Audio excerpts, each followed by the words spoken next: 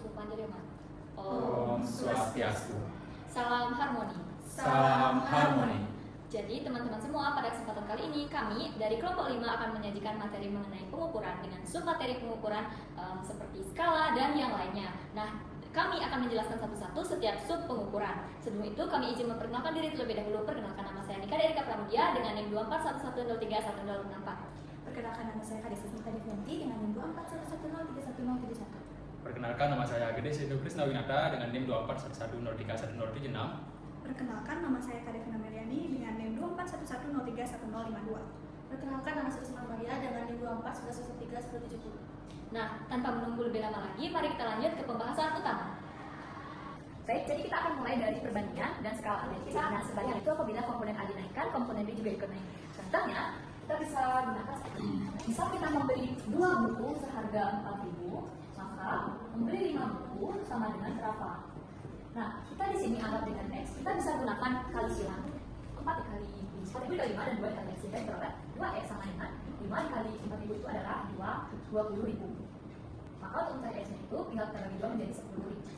Sehingga diperoleh untuk membeli 5 buku kita harus membayar 10. Kita lihat di sini komponen A naik dan komponen kedua juga naik. Itulah perbandingan sebanding. Setelahnya adalah perbandingan tidak sebanding.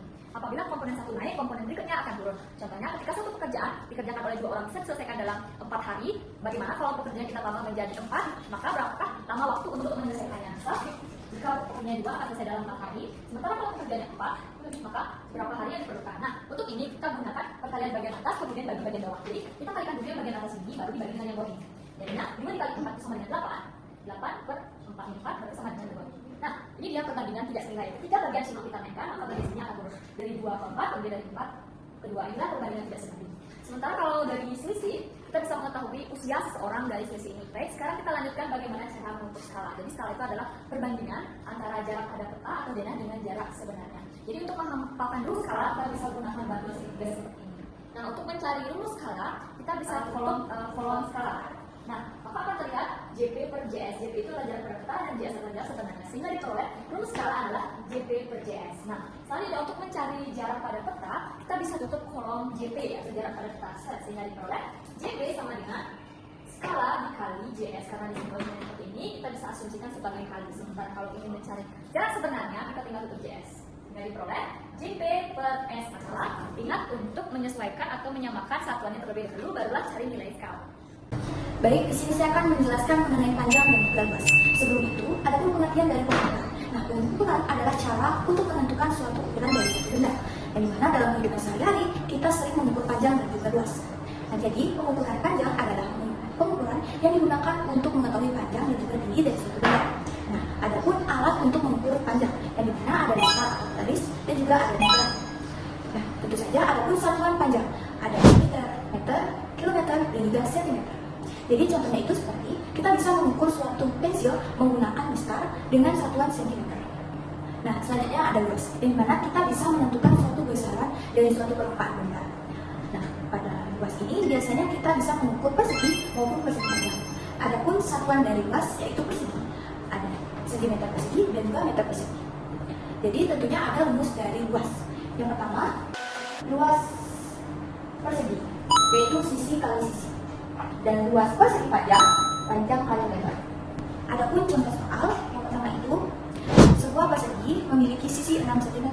Nah, berapakah luas dari sisi tersebut? Jadi cara menjawabnya itu, tentunya kita sudah mengetahui bahwa rumus dari persegi itu sisi kali sisi. Pada soal sisinya itu adalah 6 cm. Langsung kita masukkan rumus dari persegi yaitu sisi kali sisi.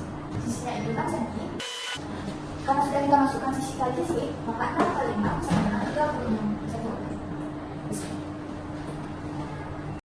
Halo teman-teman semua, perkenalkan saya Rina. Dari sini saya akan menjelaskan mengenai volume.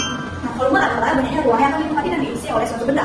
Jenis-jenis dari volume ada volume bangun ruang peraturan dan volume benda teraturan. Nah, volume bangun ruang peraturan seperti kukus, balok, prisma, limas, dan juga volume lainnya. Nah, volume benda teraturan yaitu benda yang bentuknya tidak memiliki rumus tertentu sehingga volumenya diukur melalui perpindahan air.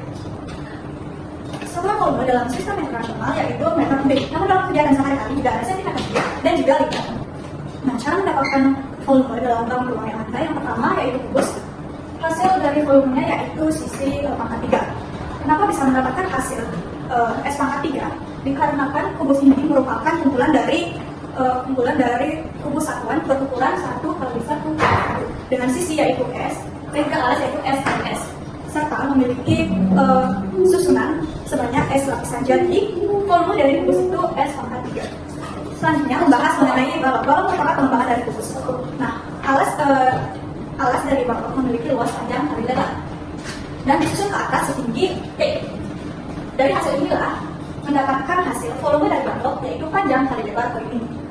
Selanjutnya akan membahas contoh soal. Nah, sebuah kubus memiliki panjang sisi 6 cm. Tentukan volumenya. Diketahui ditanya dari derajat. Diketahui sisi dari kubus ini memiliki panjang 6 cm. Dan ditanya yaitu berapa volume dari kubus tersebut. Cara menjawabnya, volume sama dengan rumus dari volume kubus yaitu S pangkat 3. Jadi, tinggal dikalikan saja 6 kali 6 kali 6 mendapatkan hasil 216 cm3. Contoh kalau volume yaitu gelas ukur, tabung ukur, pipet, dan masih banyak contoh lainnya. Dalam penerapan kehidupan sehari-hari, contoh menentukan volume itu seperti mengukur kapasitas air dalam botol dan menentukan takaran obat cair, serta masih banyak contoh lainnya. Sekian yang dapat saya sampaikan mengenai volume. Terima kasih dan sampai jumpa lagi. Halo semuanya, di sini saya akan menjelaskan materi mengenai suhu. Jadi suhu adalah suatu besaran yang digunakan untuk menyatakan derajat panas dan dingin suatu benda. Dan suhu termasuk besaran pokok yang memiliki satuan internasionalnya yaitu Kelvin. Nah, di papan terdapat titik-titik air masing-masing satuan, di mana Celsius memiliki titik-titik air 100 Celsius, yang 80 derajat, Fahrenheit 215 derajat, dan Kelvin 373 derajat. Nah, titik itu air masing-masingnya yaitu 0 derajat Celsius, 0 derajat Reaumur, 32 derajat Fahrenheit, dan 72,73 derajat Kelvin. Nah, satuan suhu masing-masingnya itu Celsius, Reaumur, Fahrenheit, dan Kelvin. Nah, tentang TB dan TB-nya, cara mendapatkannya itu titik-titik air dikurang dengan titik. Jadi 100 kurang 0 mendapatkan 100, 80 dikurang 0 mendapatkan 80, 212 dikurang 32 mendapatkan 180, 373 dikurang 273 mendapatkan 100. Nah, perbandingannya masing-masing satuan didapat dari 100 retanya masing-masing dibagi 20 mendapatkan Celsius 5, Reaumur 4, Fahrenheit 9, dan Kelvin 5. Nah, itu dia penjelasannya. Nah, kemudian saya akan menjelaskan konferensi suhu, di mana misalkan kita mencari Celsius, dari Celsius mencari Reaumur, yaitu caranya pertama kita disuruh Reaumur berapa perbandingannya, yaitu 4, kemudian per Celsius yaitu 5. Nah, kemudian ini ditulis menjadi Celsius 4/5 Celsius. Nah, contoh soalnya yaitu misalkan 15 Celsius mencari Reaumur. Jadi ini dia rumus yang kita pakai, yaitu 4/5 dikali 15. Ini dicoret-coret 3 sama dengan 12 Reaumur. Jadi 15 Celsius itu sama dengan 12 Reaumur. Nah, itu salah satu contoh komponensinya. Salah satunya juga, contohnya juga itu mencari Fahrenheit, mencari Kelvin. Nah, jadi tulis Kelvinnya dulu 5, kemudian F-nya, Fahrenheit-nya 9. Kita taruh di sini F, kan jadi dikurang titik beku air Fahrenheit itu 32. Kemudian ditambah dengan titik beku Kelvin. Nah, ini dia rumus dari Fahrenheit mencari Kelvin. Sekian teman-teman materi yang dapat saya sampaikan. Terima kasih. Halo teman-teman, jadi kembali lagi bersama saya Sindu. Jadi yang pada kali ini saya akan menjelaskan tentang waktu dan juga berat.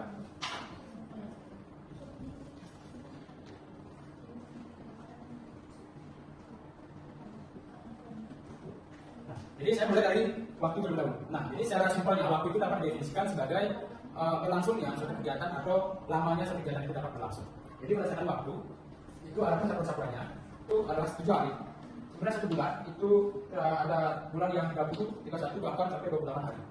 Kemudian 1 tahun itu adalah sudah pasti 12 bulan. Nah, jadi saya akan selanjutnya menjelaskan tentang rumus daripada waktu.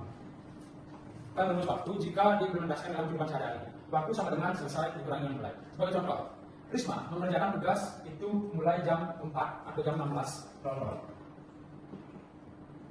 Selesainya jam setengah 6 atau 17.30. Sehingga dalam melakukan rumus waktu ini, waktu yang benar, selesainya itu 17.30.